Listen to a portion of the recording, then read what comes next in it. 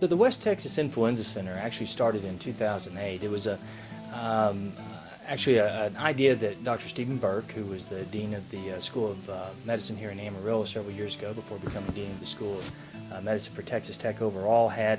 He's an infectious disease doctor. He was working with Dr. Rush Pierce, who was the director of or the medical director of the health department, the local health authority for Potter and Randall counties here in West Texas. And it was decided that there was a need to understand better how influenza affects not only our local community, but the idea of how does it affect communities that are smaller, how can we improve education about care of patients with influenza, and how can we advance the understanding and knowledge about influenza in our community as well as in the larger influenza research arena.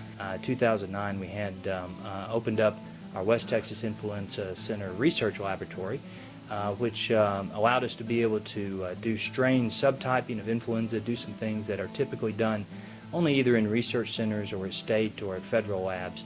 And we actually had the opportunity and the ability to be able to do that in the local community before it was available commercially. That helped again, I think, from understanding how local influenza was spread, and I think provides at least some understanding of how influenza spreads in a somewhat geographically isolated area like the communities in the Texas Panhandle are.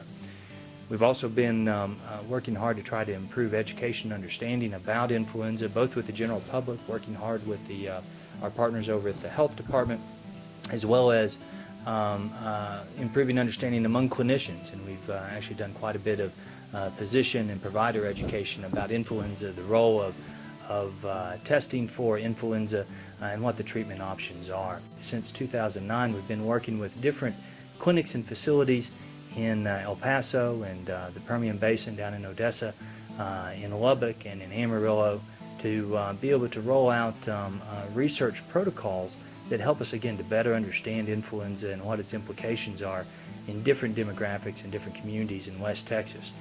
It provides a very unique resource for West Texas because a lot of the things that we do are just otherwise not available in the Texas Panhandle.